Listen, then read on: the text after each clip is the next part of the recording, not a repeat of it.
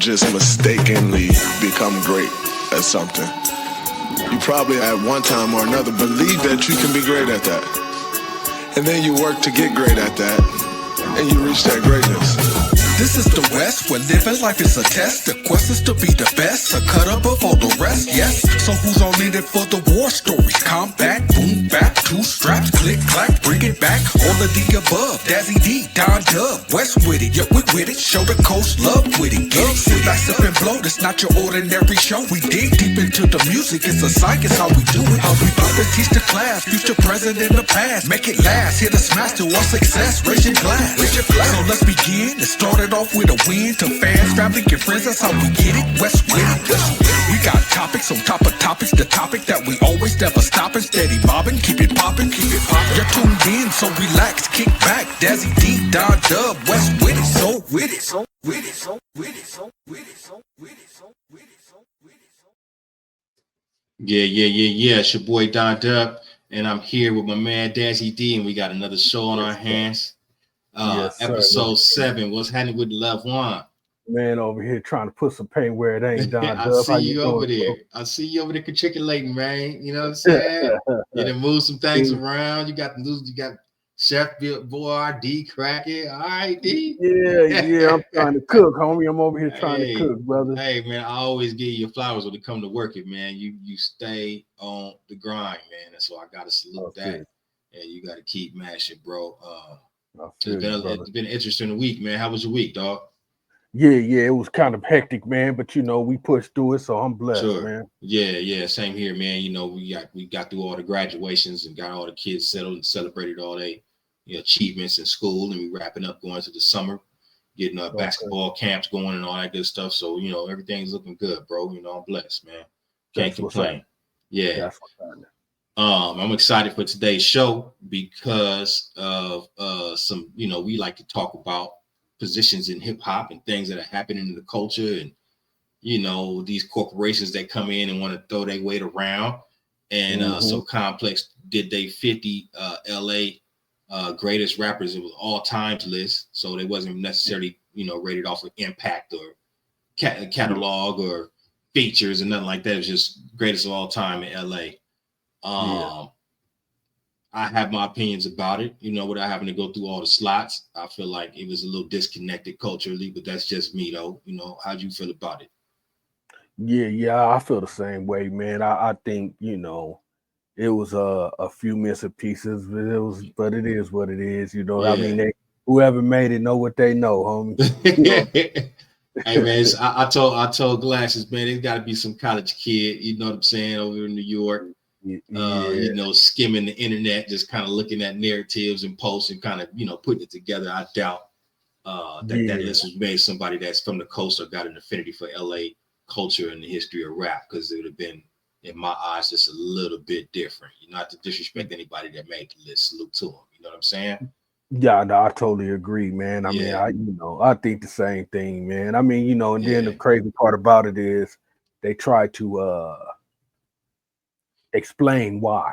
You know what I'm saying? Like, oh, I didn't see that. They tried to explain it. Yeah, but they actually did it from like 3 different angles. You know what I'm saying? Like each one, like impactful. This is why, and here is why, like type of thing. And I still didn't agree with it. I mean, most of it was like, all right. You know what I'm saying? But yeah.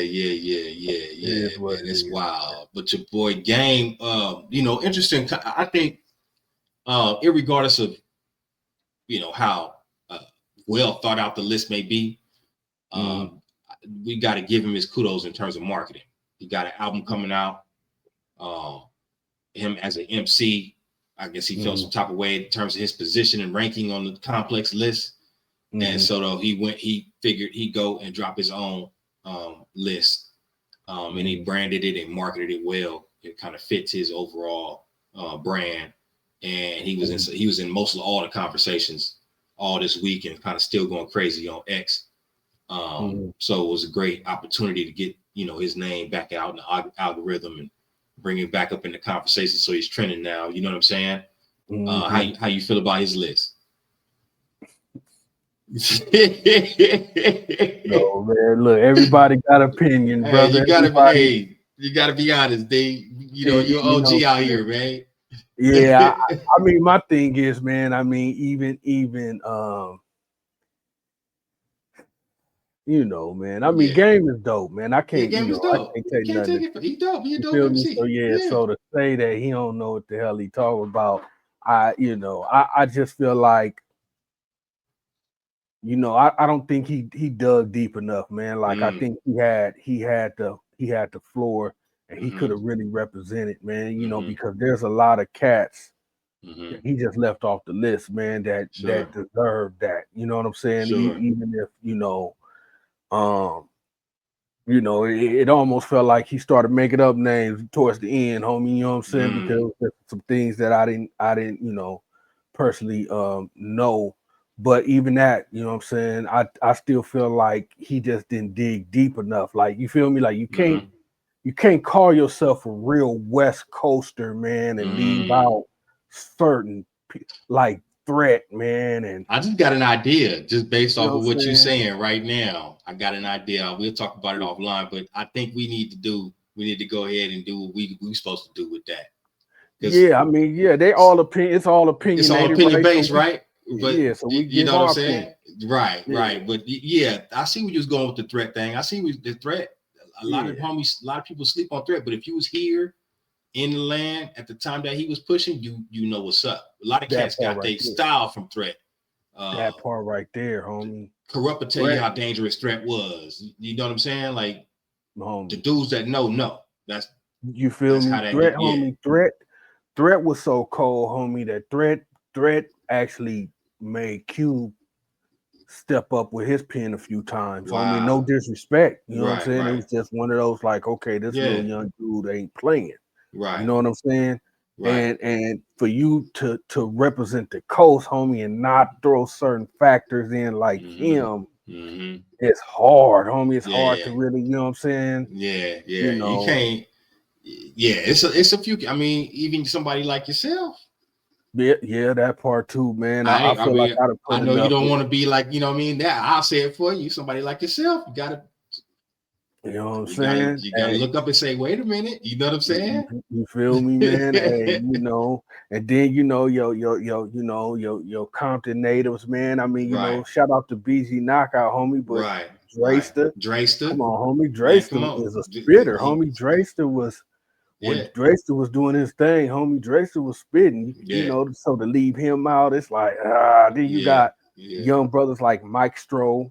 You know what I'm saying? That's been real pivotal in the movement coming back around early 2000s. Yeah. You feel me? He's been consistent, homie. So to leave him out, it's like you know what I'm saying? So it's just. If you're gonna say you from the West and you represent the West, bro, you got, especially LA, you gotta cover the bases, man. You feel me? You gotta bring underground, it home, street, commercial, rap, MCing. You gotta cover all the bases. Mac, we got all kind of different stuff. Macking, we got pimping, we got hustling. You feel me? LA, California is different. It's different. You feel me? You know what I'm saying? That part right there, man. Sugar Free. I ain't see Free on none of these cats. Did you see Free on somebody's list? Yeah. I think Free made the list. Free made the list both. I think he made both lists. Yeah, but he was he wasn't that far down, I think, on the Complex list. But I think I can't remember, bro. I'm not going to even put extras on it. But he made the list. He's just low. You know what I'm saying? Yeah, I felt they had glasses low too. Yeah. You feel me? Especially the cats like I'm not gonna say nobody names, homie, but to have Crooked Eye down there in the 30s, the late 30s, like close to 40s, that's disrespectful. Homie, you know what I'm saying? And it was just things like that, homie. Raz being low like that. It's like, come on, man. You know what I'm saying? Yeah. Because I'm a especially, no disrespect to Game, homie, but Game is a spitter, bro. So he should recognize spitters, homie. You know what I'm saying? And to take it to a level where it was like, okay, popularity, or you know what I'm saying, things like that, bro, kind of didn't once again, man, I'm gonna let it go because everybody got an opinion, homie. Yeah, you gotta kind of, it gets hard because you only got so many slots, right? Yeah, and but so when you go 100 though, homie, you know what I'm saying? Like that's the thing. He tried to go. You know what I'm saying? Right. Okay, oh, homie, if you got 100, then you got to bring it home with the 100, homie. You know what I'm saying? Like, right. You know, I agree with that. Yeah, let's see what we can do with that, man. Because I think we could probably get it right. You know what I'm saying? We're gonna get it right. But shout out the game though. I think it was a great marketing move. Yeah, like I said, I think now that you said the way you said it, that it was probably part of the marketing packaging and all that. It was perfect, bro. Now everybody talking about him, whether they agree or they don't agree. It's perfect, bro. And one thing that everybody gonna have a different opinion on when it comes to game is his marketing tactics, man. You know what I'm saying? He's a great mark. He know how to get himself out there in the media. He's probably still considered one of the hottest rappers, and hasn't had a single on a record on a radio in a while. Something that you could recite in a minute, but because the way he markets himself, he stay in the algorithm, bro. He stay in the conversation. So shout out to him for knowing how to maneuver his brand like that. You know what I mean? That's everybody don't know how to do that. Everybody's not willing to either. What else we got, man? We got it was a lot of dope stuff happening, man. Let me ask you a question. Have you heard the Carter 6 album? Did you listen to it? The who? Carter 6, Lil Wayne. Nah, I haven't touched it yet. Well, yeah, let's do that on the next show, man, because I'm still kind of digesting it. Yeah. I want to give it some more time to breathe. I mean, I've been watching the crowd respond. You've been hearing it? Yeah, you see what's going on? Yeah, it's kind of crazy, man. You know what I'm saying? Crazy. It's crazy. But so let's do a dive on that on the next one, man. I just wanted to see where you was at. If you was listening, if you had played some of the records, it got a dose of it or whatever. You got an opinion or whatever. Okay. I was interested to see what you felt about the album, man. And, talk about it. It's the 6th installment to the Carter series. So that's the Carter album was like his staple album. To kind of put him on the map, as a solo act. He actually carried Cash Money for a minute, as a solo artist with that release. And this is the 6th installment. So when people hear the Carter dropping, it's like supposed to be the hot stuff coming from him. You know what I mean? 19 tracks, plays about over an hour, so it's a full length album. But that's interesting take on that thing. I'm gonna reserve my opinions for the show, and we can talk about it and chop it up. I'll definitely give it a spin this week, so we can do what we do. For sure. AI is here to stay, obviously, and there's some caveats to that. I like the perspective that you come in with the information, and we'll get into that in a minute. But we talked about previously about intellectual property and some of these AI companies, how they train their AI models. And I don't know if this is true for Timbaland or not, because I don't want to just throw jackets on people, but it's been proven that other AI models have just scraped music on the internet from their designers and the architects to train the AI models on how to write and produce and create artistic works. This has brought up IP legal battle on who owns that intellectual property and how can you do it without licensing and all this stuff. And I believe some of the open AI and a couple of other ones have come to a licensing agreement with majors to be able to continue to train their models on creating AI music, right? Pivoting or splintering off into what Timbaland is doing.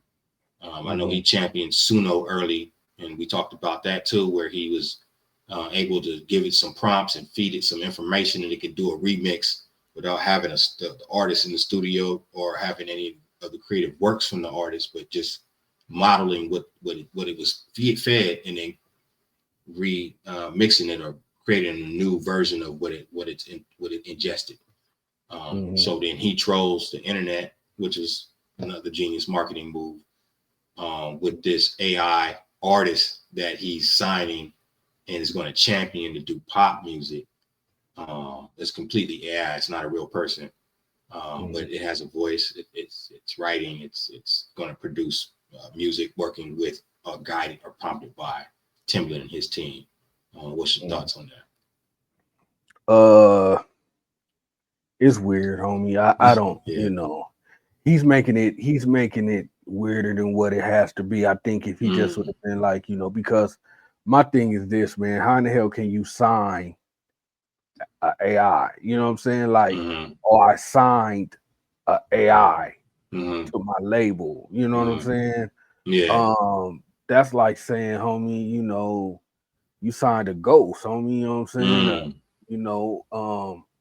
So it's just the way it's marketed is being weird, but maybe it goes back to the game thing. Maybe it got us talking about it, so it is what it is, right? There's definitely a piece of that. You feel me? But as far as what he's doing, because I've seen a couple, internet cats, especially this one. Shout out to her. I forgot her name. Maybe she's dope. She's from the West, but she kind of pointed out that.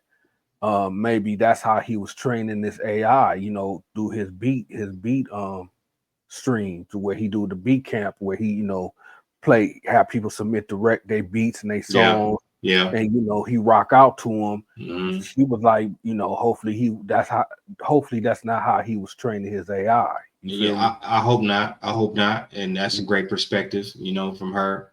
I'm gonna give you the take that Ray Daniels gave, and I like Ray Daniels, man. He's a smart dude, made a lot of, had a huge impact in music when he was in music as an A&R. Broke a lot of big artists and that are still, huge today. And he recently retired from being an A&R because the industry is changing, and he's kind of like in an independent space now, where he can kind of speak on things. And the thing I like that you said was, how the hell you gonna sign an AI act is like signing a ghost. Yeah. This is how you do it. If it's a character. So Mickey Mouse is an AI mouse. Donald Duck is an AI duck.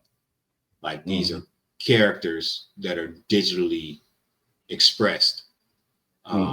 Yes, they had human input in terms of the voiceover, but the character, like the way it looks, the way it moves, its personality, that all can be generated by a computer without a person in today's market. Even though they were at the time they were created, it required human interaction in terms of voiceovers and all that stuff. But now a computer literally can generate those characters with a simple prompt, right? So if you can sign or you can build a character and make that a digital image or likeness of somebody, because remember, in contracts, if I sign Dazzy D, for a period of time, I own your image and likeness along with your musical creations and works. But here's the thing, though, Dub. If you sign me, right, that means I got to come into the office and sign a piece of paper. You do have to come into the office and sign. You feel me? You feel me? So how the hell did you sign an AI? You feel me? It's like, right. Come on, man. I understand what you're saying. Yeah, it just got a little, goofy, man. But it's a little bit. Let's see what Timbo does, man. I based off of what he did with the Versus thing when we was locked down with the COVID and the pandemic and all that good stuff. I think he has good intentions. I think he's gonna look out for the culture. Yeah, I think he might be safe. He might be safe because I heard something today. He kind of leaked something today up from the AI. Right. And I think he might be safe because it's a lane that I don't think nobody's even trying to tamper. He called it A-pop. So it's like K-pop, but it's A-pop. And and it's definitely something in a league of his own, homie. He'll be all right. Yeah. Tempo always been cut theirs like that, man. So he'll be all right. He could do that. I'm here to watch it. But I think we still need to have conversations to protect the creators and protect the hip hop. You know what I mean? Because we always get exploited when it comes to stuff like that. Yeah, I think like we talked about a couple shows ago, man. We offer AI, right, to help aid or but to use it as a as a main tool. That's where the issue lies, man. Right. Yeah, it's going to be interesting to see, the path that goes on as he puts more money and emphasis and popularity into it, and as it grows and matures. It'd be interesting to see what comes out of that. What else we got, man? You had something on the production side? Nothing really, man. I'm just over here, man. I'm really getting back into my gear, man. Okay. I'm trying to get back into the analog thing, man. Like really, and it's not me. I'm not breaking edge, cutting edge with it. It's like, it's a lot of cats now slowly started to get back into gear, man. So I've been doing that lately, you know what I'm saying? Grabbing little gear that help me do what I do. Oh yeah, speaking of gear, shout out to our brother Shaw G, man. He dropped his T pack last week. You checked it out? You've been banging out with it or what? Yeah. I've been playing with it, man. I've been, I'm sample based, so it's a few things that I'm gonna lead to the pros, but things that I can incorporate with my thing. I've definitely played with, like the drums, the drums and the he got one where you can actually just play one note, but it'll play chords for you. Was that the Key Heaven? The Key Heaven joint? Key Heaven is dope. But yeah, it's a few things I've been playing with, man. Shout out to Shock. If y'all looking for some VSTs, especially anything, to give you that West Coast vibe, man, I definitely say check it too. What's the name of the whole pack, Dub, if you know? It's the Heaven series from CW Music. He's got a website, cwmuzic.com. That's his website. You get the pack directly from him, and I'm sure it comes directly to you in email for you to download and install and get to work. You know what I'm saying? Get the banging out. So check that out if you're interested in if you're looking for a dope VST with some dope sounds, high quality stuff. Shout out to Chalk, man. Yes.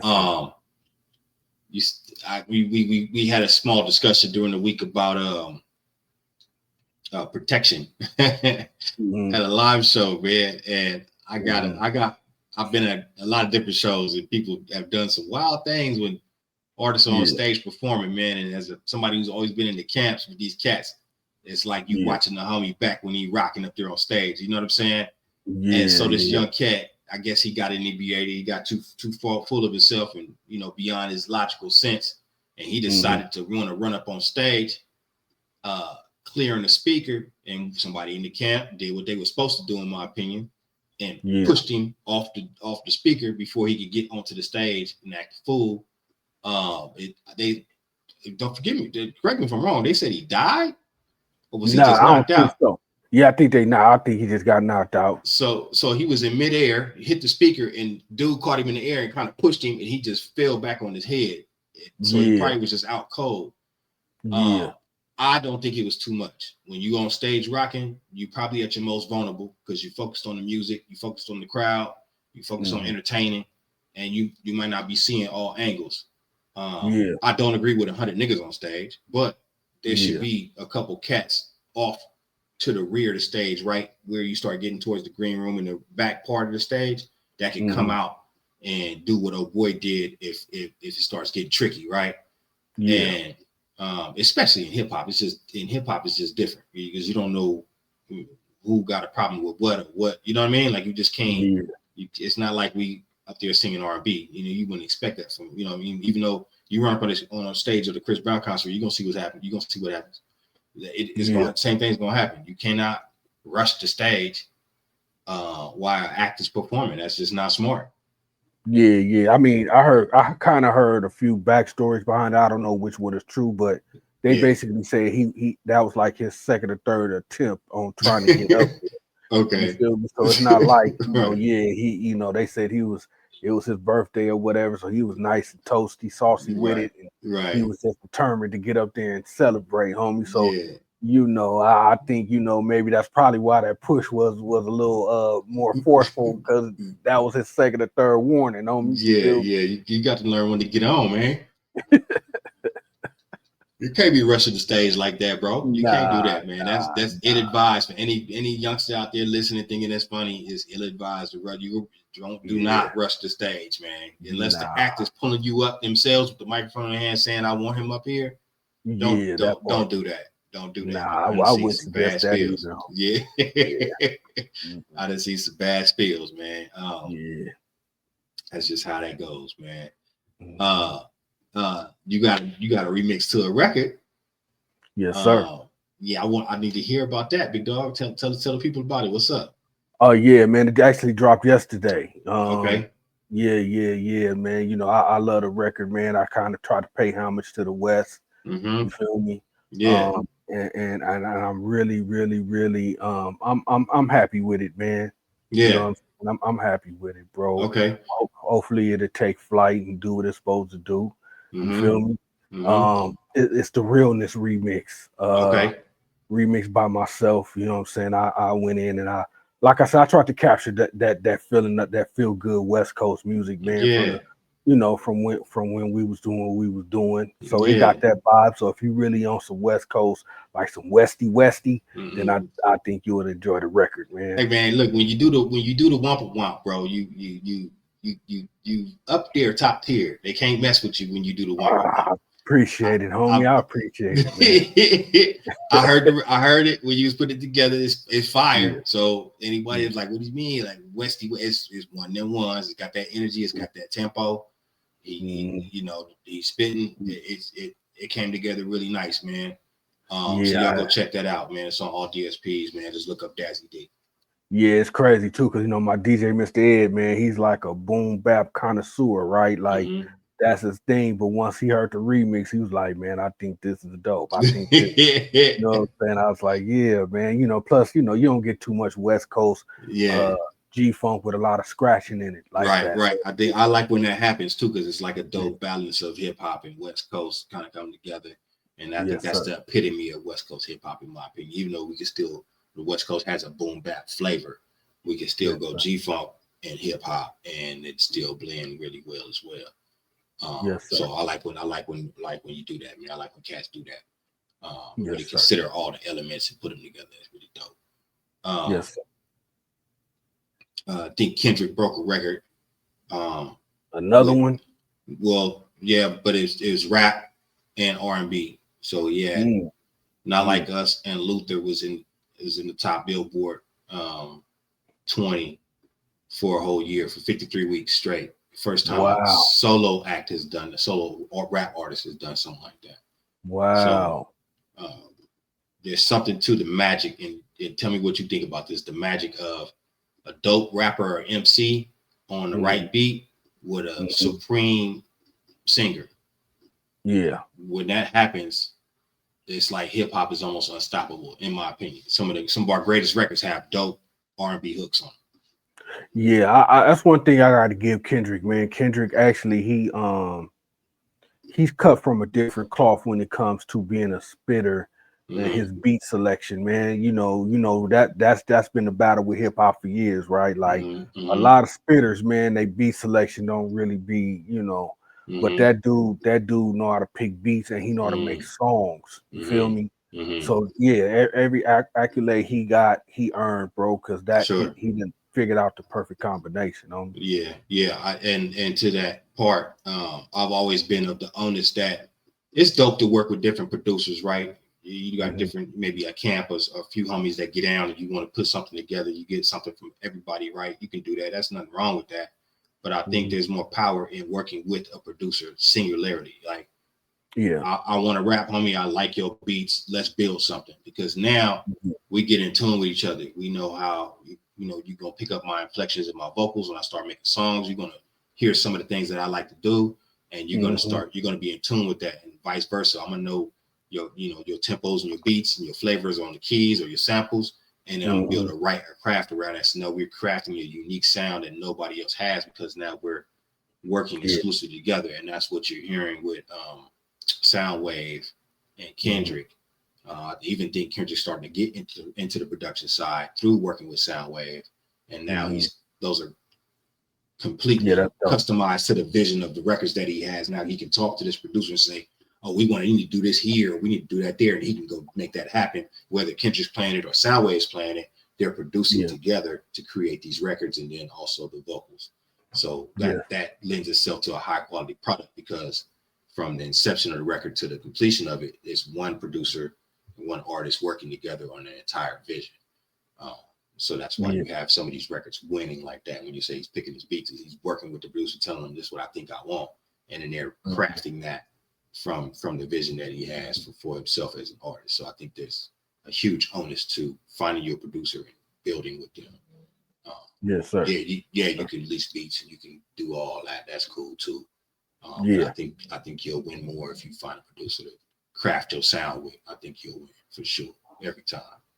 Yeah, I think we've been pushing that as the OGs in the game too, to try to tell the young ones, man, to stick with a producer, man, and build a formula. You feel me? That's really what it's about, homie. If you could create a sound and a vibe, mm-hmm. you know what I'm saying, you'll be unstoppable, bro. Because here's the thing, especially when you get off into large projects like albums, right? When like what make an album is the cohesiveness, right? Sure. And when you got the same vibe riding through the whole thing, especially if it's a good vibe, is there. Like, I hear a lot of artists, bro, when they got beats from everybody, bro, it just sounds like it's just put together like that, like it's almost like a compilation type thing, right? There's no consistency even from the mixing level, because if you got 15 songs and you got 10 producers, 9 times out of 10 those 10 producers don't win and mix their own thing, you feel me? And so you got the sound ain't consistent, right? The vibe of the beat's not consistent. You feel me? The flow isn't consistent. So when you put an album together like that, bro, that hinders what you're trying to do. Sure. No, I agree with that. I just seen the success of more artists working with a select producer.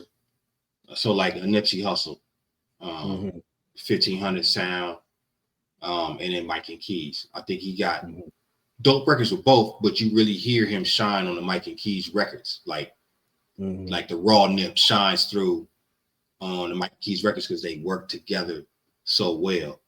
Now, commercially, he brought the 1500 cats to put layers of commercial music on top of that raw sound, and then you got Victory Lap. You know what I'm saying? But the Crenshaw mixtape, the Bullets Ain't Got No Names, all that good stuff, Mailbox Money, all that stuff. Mike and Keys, banging out with Nip, cutting records, and then building that sound to an accumulation of Victory Lap.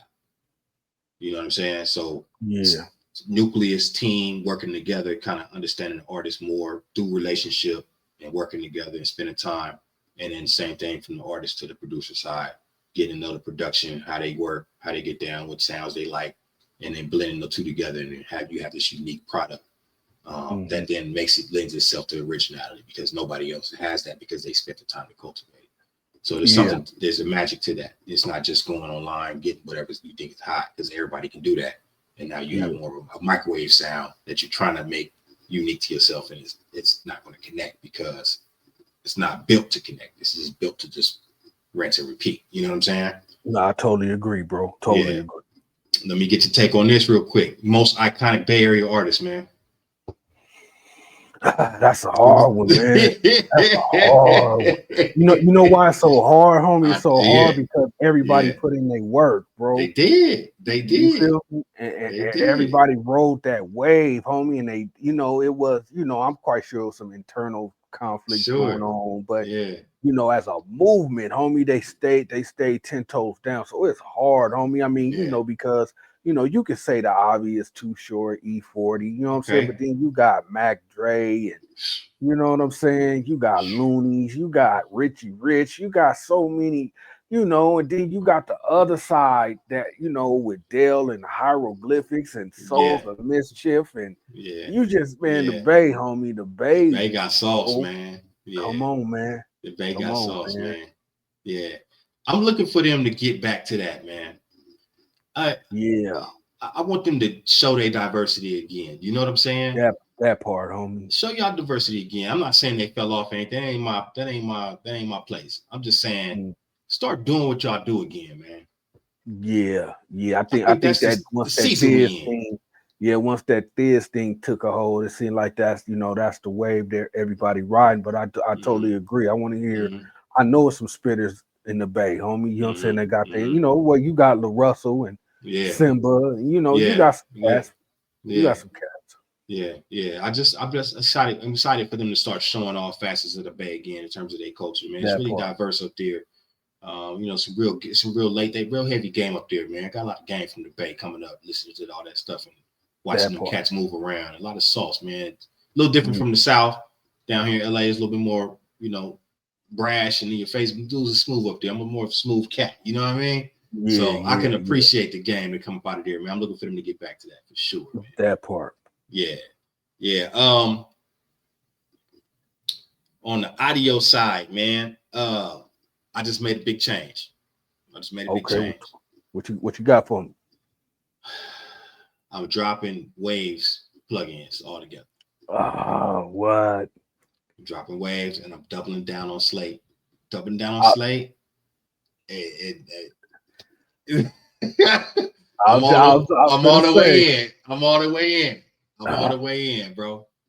Hey, homie, you know what? I'm gonna keep it funky with you, homie. That 10 for $9.99 from UAD had me looking crazy at sideways and waves for a second last week too, homie. I was like, yeah. I'm just now, mind you, I got UAD stuff because I have an Apollo, right? So I'm running UAD stuff, and they make great models. Their models are great, but it's something about the agility of the Slate plugins from a DSP standpoint. When you get to processing, and you got a full session, and you get to that point where you're ready to bounce down.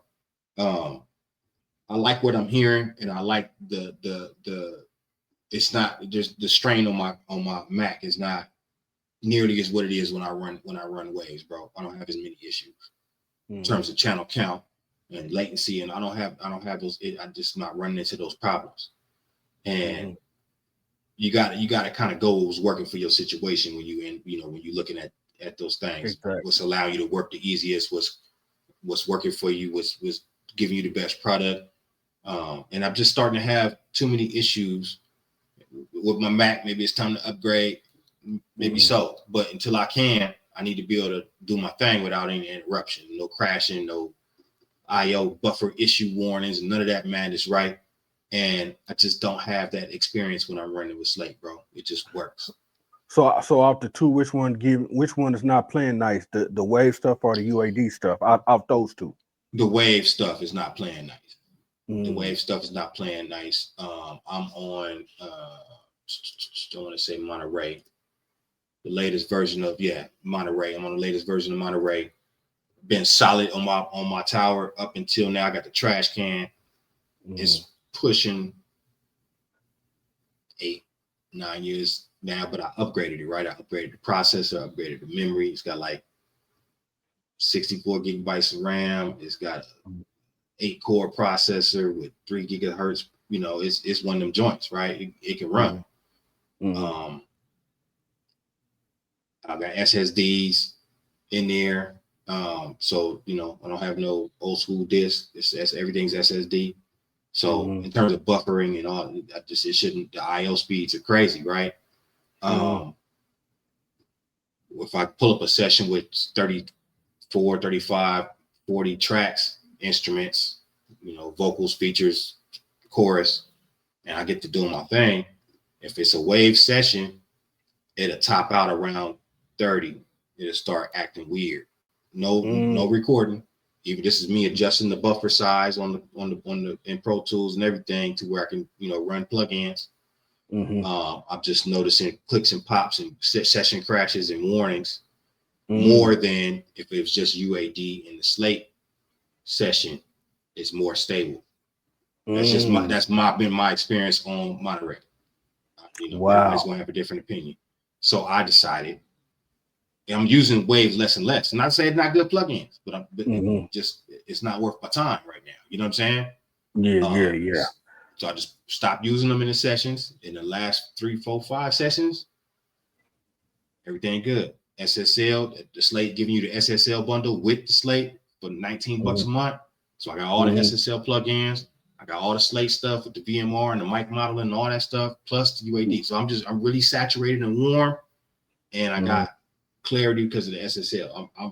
I'm pretty pleased, bro. So I just decided to pivot away from the Waves because I've been with them, since the inception of this thing. Waves has been a staple in the you know what I mean? Like they early plugins were dope. before we got into this whole monthly whatever thing. It was just a bad, in my opinion, it was a better product. And I think Slate's whooping their ass right now. That's just my opinion. That's the homie. Look, whatever worked for you, man. Look, that you know what's the most best feeling as a studio owner and a producer with gear is when everything is working the way you want it to work. Homie. That's it. I don't want to have to tech every day. Like I don't mind teching. Don't get me wrong. I don't mind figuring out.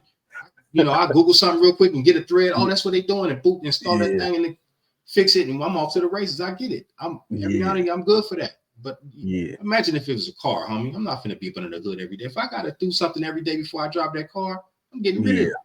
That part right. Unless it's the old school and I gotta keep it. It's just if it's the old school, that makes sense. I'm gonna keep it, be working on it, but I ain't driving it every day. But if I gotta drive that thing every day, it's got to fire up and go, bro. No, real talk, homie. Real talk. You know what? Too. Speaking of that, I just picked up an app myself, bro. What'd you get? I went old school, homie. I went and got Wave Labs. I went and got you know, because now I'm finna get back into sampling. So there's sometimes I'm a sample straight into the MPC, and then there's sometimes like I really like to chop in Serato. I saw what you got last week too. I saw what you got last week.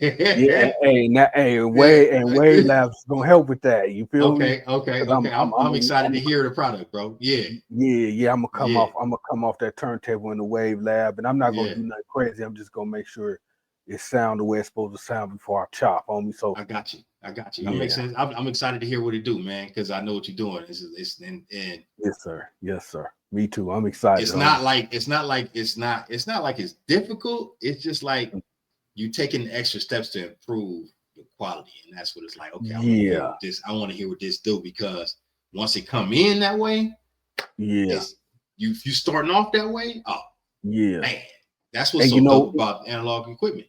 That part right there. And you know what really got me into it, homie, is because I watch a lot of YouTube and I watch a lot of producers get down, right? They always do the same thing, homie. They always, like, if they sample off vinyl, if they sampling from a sample pack, they always do the same thing, homie.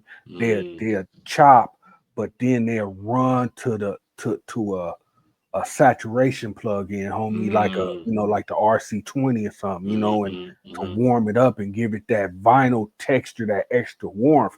And I mean, everybody, homie, they doing. So my thing was, okay, well, why not just run it through something from the gate? You feel me? Instead of having to pull up something to make it sound like something, when I can just run it through the original and be have done it come in straight, and it's already in there. It's already part of it once it get into the dog. Once you get into your however you chopping and arranging, you already got it, and then you could put the other stuff on top of it, so the cake is just that much sweeter. I'm with you. That's why I'm like, I want to see how this thing come out. So because whatever's gonna be in there is gonna be so like, oh, how do you do that? It's got to be that. You know what I'm saying? So, I'm excited too. I'm excited to see what that do, man. You know what I'm saying? Go ahead and chop that thing up, D. I'm what to do. You got anything for the people, man, before we get up out of here, bro? Nah, but I do got one more thing I want to say, homie. Let's chop this up real quick. We can keep it simple. Yeah. I made a post today, man. I was watching the new Men on the Block as far as podcasts go, and I was watching the Jadakiss and Fat Joe, and Joe. Yeah. So I caught a little clip that was floating around, and I guess Joe asked Jada about his favorite, top 5 producers, hip hop producers, right?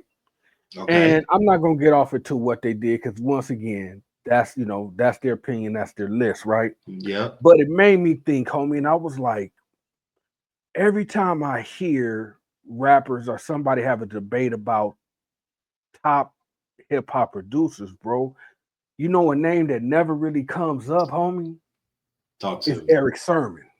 I don't know why.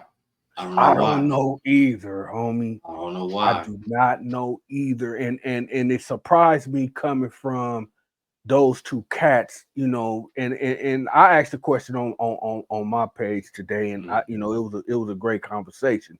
So I want to know your opinion, homie. Like, why do you feel like the catalog is there, the dopeness is there. Why do you feel like he doesn't break into the top 5 and even the top 10 when it comes to hip hop production? And that's a great question, man. And I don't know if I have the answer, but I'll tell you my perspective of what I think, right? And it's just my opinion looking out at the landscape of the industry.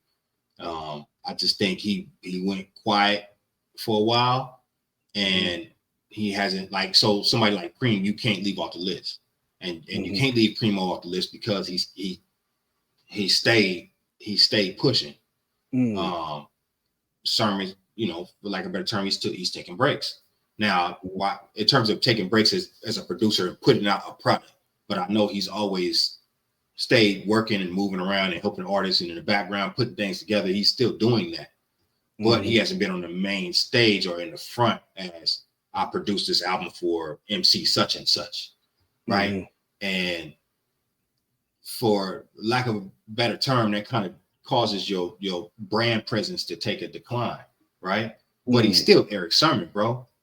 That's what I'm saying, right? Because I mean, yeah, that's what I'm saying. Like, his catalog is so incredible, homie. Like the stuff that here's my thing. This is my take on it, right? Even if he's not as active as he is, you know, he was back in the day. When he was active, he just contributed so much to hip hop, homie. When he was funky on the East Coast, man. He made you feel me, homie. That I didn't even want to touch that part yet. I was just talking about right, the consistency of the dopeness. No, he was one of the cats that the way he did his funk, because that's what I'm all about. It was like, oh yeah, I get it, right? As a teenager, I never understood. I just listened to the records, right? I was just into EPMD. I was just into what he was doing. But as I started doing my thing and getting around funky cat, I was like, oh, I get it. Like he understood it. And he was able to put the East Coast flavor on it. And here's the thing. Here's something that makes him great. We on the West Coast, homie, and we was banging the EMP. We was banging them records. Yeah, all day, homie. Right? The records was thick out here. They wasn't like, oh, we know what they are. Like cats was really jamming EPMD, bro. Yeah. So that's how funky he was. You know what I'm saying? So, I mean, and the consistency was bananas, homie. And he didn't really. And one thing I gotta give him, homie, he didn't really go the mainstream route, homie. You feel me? He kept it good. He stayed true to hip hop, bro. You know, like some of my favorite records is produced by Erick Sermon, homie. Right. You feel me? So it's just amazing. You know, like, you know, I know a list, you know, especially when you start talking top 5, top 10, it's damn near hard to get in there. Everything, you know, get everybody in. Yeah. But homie, his catalog is just so incredible, homie. Like, damn, nobody, like, you know, if I'd have heard 10 conversations, homie, and maybe he's mentioned in one of those 10, that still feels disrespectful to me. Homie. Sure. No, I get you. And when you mentioned it to me, I was like, damn, he right. Yeah. Like cats do not give. Yeah, cats don't really big up Erick Sermon like that. You know what I'm saying? Yeah. Man. Let me tell you something about Erick Sermon though. He get the chili, bro. He get the chili. Oh yeah. he get the chili, man. He get the chili, man.